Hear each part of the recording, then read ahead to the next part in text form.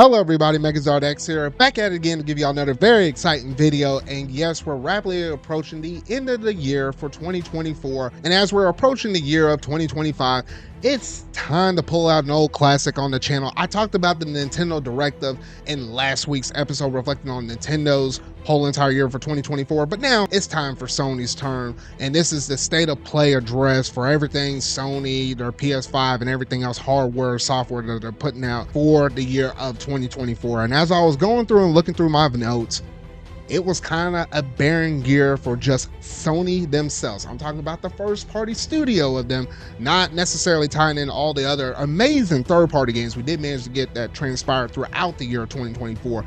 But in these videos, always just look at Sony themselves. So they definitely had some high points. They definitely had some extremely low embarrassing moments though, and everything else in between. So we might as well go ahead and jump up in this video though. But if you hadn't already done so, make sure you're going to hit that like button, go ahead and hit the subscribe button and that bell to stay up to date on all things video game related I feel like talking about and discussing. But without any further ado, let's go ahead and jump straight up into this video.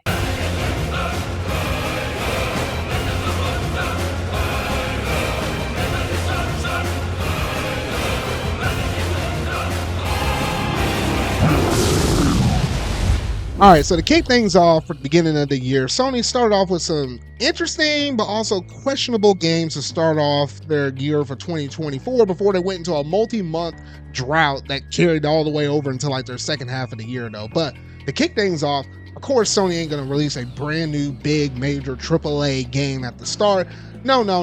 They're gonna keep it nice and simple and release a remaster for a series that's just known for re-releases, remakes, and remasters. And yes, I'm talking about The Last of Us Part 2 remaster that released day and date for the PS5 as well as PC. It seems like for the most part, Sony's okay with releasing their remaster games for games that technically are already out there in the wild for a day and date release for the PCs. This, I guess they're only brand new games like a Spider-Man 2 when it first came out on PS5, where they were like, hey, we're just only gonna drop it on the console first, and then later we'll drop it on PC though. But yeah, I mean, it didn't really do any major waves, at least from what I kind of noticed whenever it dropped out in January. Of course, you got some people that went back and revisited the game on PC though, but I mean, like, it's Last of Us. I mean, some people love it, some people hate it though. I mean, for me, I'm just not necessarily a big fan of it though, but that's how they got the year started off. Then we roll over into the month of February. This was where things really got interesting because they managed to drop out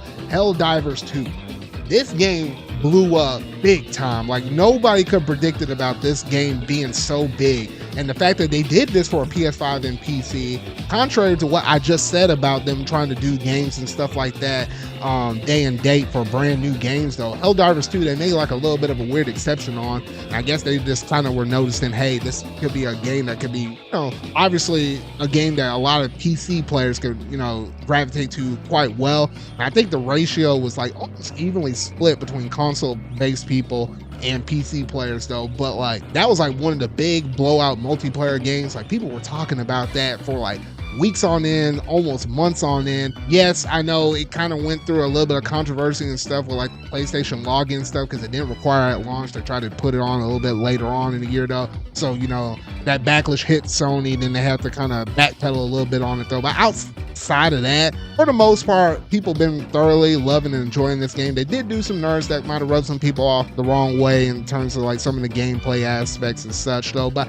outside of that, that was a really well done release from Sony, and that was like the sleeper hit, I think, from like most of the stuff they managed to release here in 2024. Now, like what I mentioned before, after the release of those two games, they went in a big major drought. Like, nothing in March, April, May, June, July. Yes, you might be thinking about some things that might drop for like the PlayStation catalog for like essential or extra or premium stuff. Yes, you have that stuff consistently every month though, but in terms of like a big major game release such as like what the first couple I mentioned, they didn't have much of anything. I was doing some dirt digging up on Sony like this. Like, like Sony, we got to fix this mess in terms of like just major droughts and stuff like that. Like I know it takes longer for you to release these games though, but like this is when like the AA games would come in, the big players, something like that. Like give us something like a Sly Cooper or something like that, Jack and Daxter. Like we need like smaller games like that to fill out these little bit of voids between your big God of Wars or your Horizons and your Spider-Mans and everything else in between though. That's just something to kind of note there, Sony. You still hadn't listened to me on that yet, so I got to once again remind you on that. But then we go ahead and flip it over to the month of August, and I guess, you know, you heard about the whole term of don't count your chickens before you hatch. Sony before this had like a state of play where, remember, they started off that state of play with Concord, and they showed that game off for like 5 to 6 or almost 7 minutes. And they were banking heavily on this game being the game that was going to make them probably the most revenue for the year of 2024, because they weren't expecting Helldivers to do that well. No. I mean, my goodness, though, this game completely flopped. This is probably the biggest embarrassment that has happened probably for the whole entire year of 2024 in terms of the whole entire gaming industry. It did so bad, they pulled the game back, remind you. They issue refunds out there. Every single person that bought the game wouldn't let you go back and download it. They took it out of your library, even if you bought it digitally and stuff. So there was just no way for people to get it. Turn around a few weeks later, and then they say, you know what? There's no way to salvage this. There's no free-to-play route, anything like that. No, we're just completely getting rid of this game. We're going to close down Firewalk Studios, shut them down because they managed to put out a game that just, you know, just wasn't doing it in terms of like the market. And Sony was caught tracing trends. And that's like one of the biggest major no-nos that they could have ever done, because they were trying to really chase behind certain games and such like Overwatch, like the common hero shooter and such. But that just did not happen to play out for them though. And I remember in that one statement they managed to give out and saying, hey, it looks like they seem like they learned their lesson. I mean, Sony, even in that one address right there, they were saying, hey, we got some other stuff we'll do with our live service games and stuff. And I was like, man, it's bold for y'all to say something about some future live service games once you had this one that probably burned a hole in your pocket like 200 plus million or so, give or take.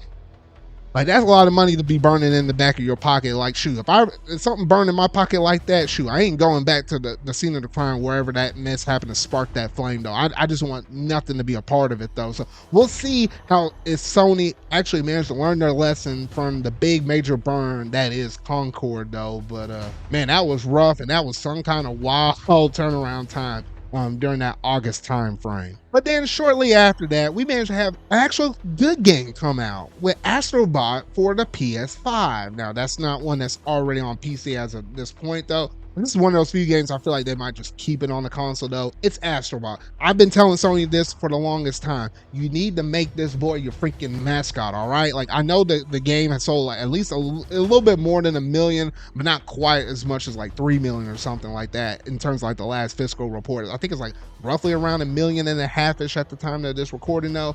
But I love the heck out of Astrobot from start to finish. Like, it was kind of crazy the fact that this game was getting reviews and you know, accolades and stuff in terms of like comparing it to a Mario platformer. Like, that's probably one of the highest regards that you can ever have in terms of being a platformer in general, though. It's like a lot of concepts you probably would have saw in the game, such as like Mario Galaxy and things of that nature, though.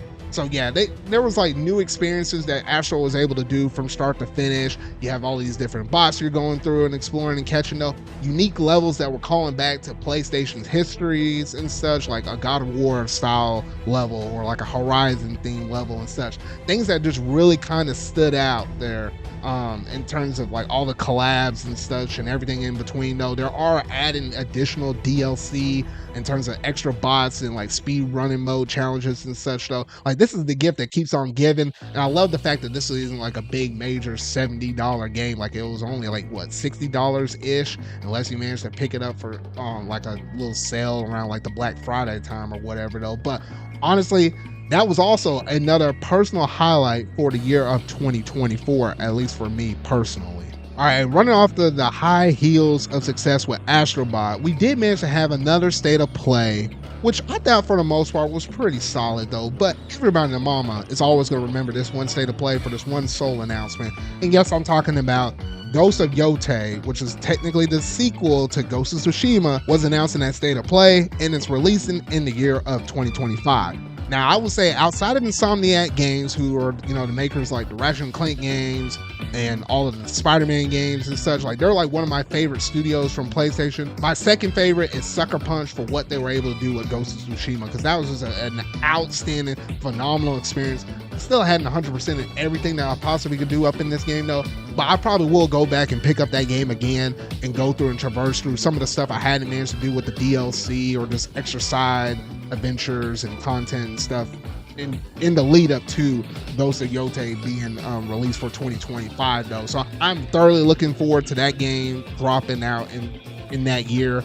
And the fact that there are going to be expanding, at least from what they addressed in the blog and stuff, is the female characters and a whole different era in Japan. It's not necessarily going to follow Jin's story though, so it kind of keeps things fresh and stuff, and it wouldn't necessarily like stale out, because I feel like they did tell the story with Jin everything they could, at least in Tsushima though. So it's nice to be able to have a new coat of paint and be able to, go to a different time period, different protagonists, and you can build up that person though. So yeah, I'm really looking forward to that though.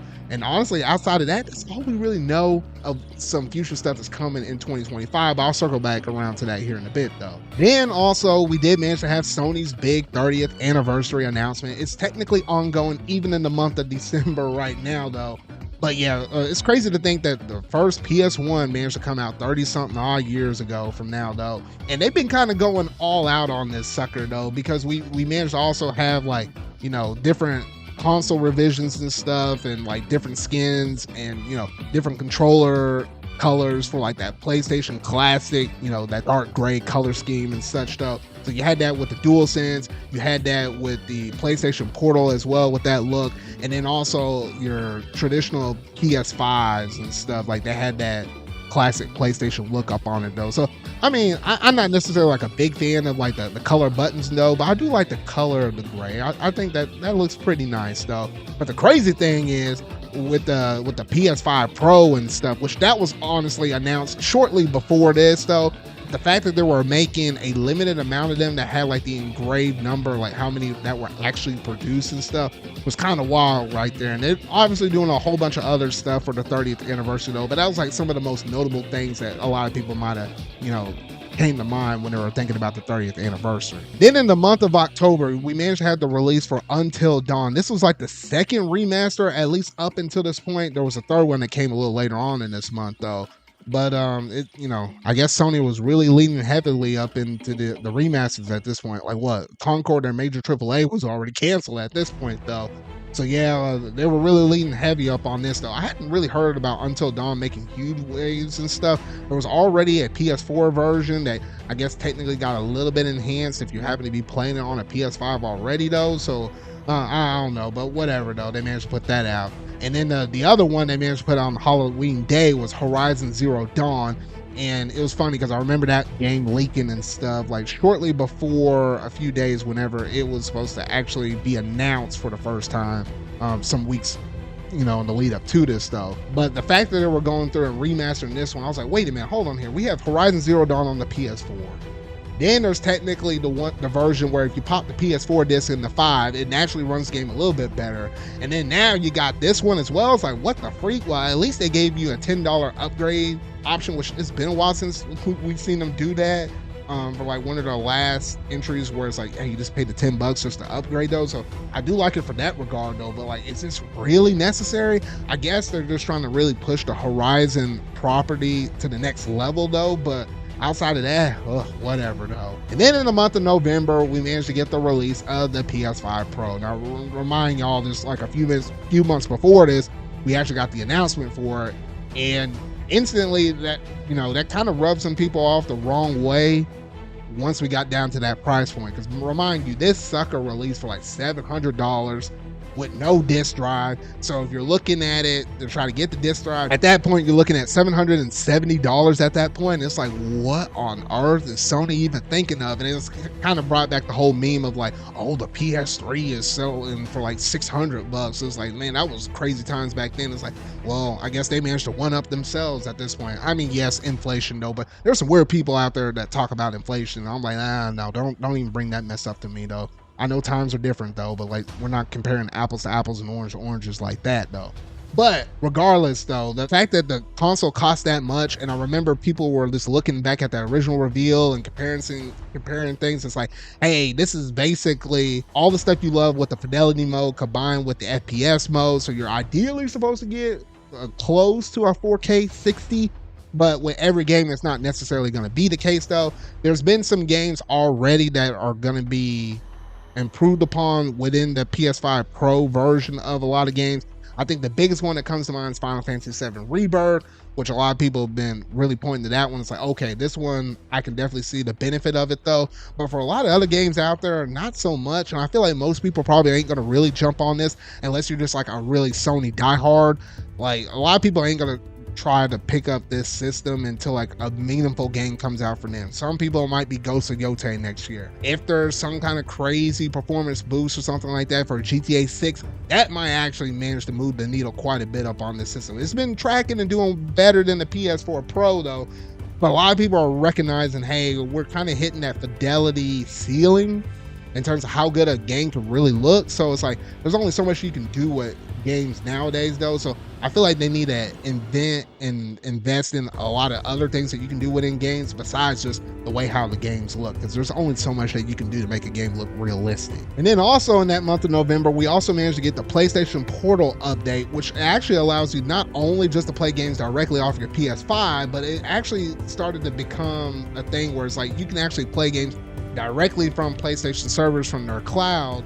And if you have like a service like PlayStation Extra and stuff for premium, then you can play anything off of that catalog straight to your portal without the need of connecting to your PS5. So, you know, that's kind of interesting. That was pretty big because a lot of people, some people really like the, you know, the portal stuff. Some people don't. Some people wish they would bring back the PlayStation Vita though. But as of recently, from the time I'm going through and recording this thing though, there are reports that Sony might actually go through and try to do another like a PlayStation Portal, but one that will actually play your PlayStation 5 games, or who knows, could be up to PS6 at the point when this system actually drops, if it happens to come to fruition though. But it'll just basically be a machine that'll probably display your games digitally. I don't expect it to actually do anything weird with disc or trying to, you know, include like a cartridge slot like for like the Nintendo Switch or something like that. But I think they're just trying to stay competitive in that market space, because even we heard some things for Microsoft and them trying to do like a handheld and stuff.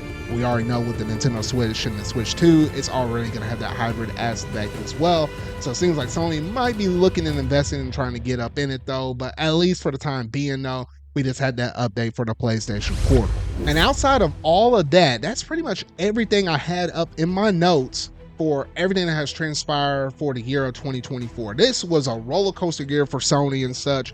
And it's crazy how, in terms of notable releases, it was really only Helldivers 2 and Astrobot. Concord was the big major flop, and then you had a few different remasters between The Last of Us Part 2, Until Dawn, and Horizon Zero Dawn. But it's like, outside of that, Sony didn't really have a lot going for them. Yes, I know they dropped some major new hardware and stuff, which is cool for the enthusiasts though, but at least for the casual people out there, when they're going through and looking at these videos and stuff, that ain't necessarily going to move the needle one way or the other though. And this has really been bringing into questions like, what is Sony doing over there on the side? Like, why in the world are they not really going through and trying to bring out more AA titles and stuff like that? Even looking into the year of 2025, all we know that's coming to the market is Ghost of Yotei. Who knows, they might be able to drop out a Spider-Man or a Venom game or something like that. I doubt they're going to go through and do a Wolverine and stuff. And I know Sony's been relying heavily on Insomniac Games, and luckily we're getting a Sucker Punch game next year though. But who's to say what else might potentially or potentially not come next year? Or at this point, games that could potentially flop, because we don't know if and whenever one of these games might flop from Sony though. So we have to kind of really keep an eye on, a close eye on, if they happen to drop out a brand new live service game, and see how they're going to handle that moving from this point forward though. Because Concord. Oh my goodness gracious. We got to do better, Sony, up in here. So this is my address to you. Y'all did some good things this year, mediocre and some bad. It was literally the tale of the good, the bad, and the ugly, though. But like, come on, Sony. I know y'all can do a lot better than this. You can't just only just rely on your third-party games time and time again. You got to come out swinging with your own stuff, though. Otherwise, you're going to be left up in the dust. That's all I got to say, at least for this one video right here. But y'all got to let me know down in the comment section down below what all you think about all the stuff that Sony has managed to do and all the things that has transpired to them throughout the whole entire year of 2024, between this, the layoffs, and all that stuff. I wouldn't say 2024 is like the greatest year for gaming, though, especially for just the industry in general, though. Heartfelt regards go out to all the people that happened experiencing layoffs and such, though. But at least from Sony, I feel like things could have been better. They just got to execute a little bit more, though. But yeah, that's going to basically do it for this video, though. So if you really like this, make sure you're going to hit that like button. Go ahead and hit the subscribe button and that bell to stay up to date on all things video game related I feel like talking about and discussing. So remember, y'all, until our video I make next, see y'all.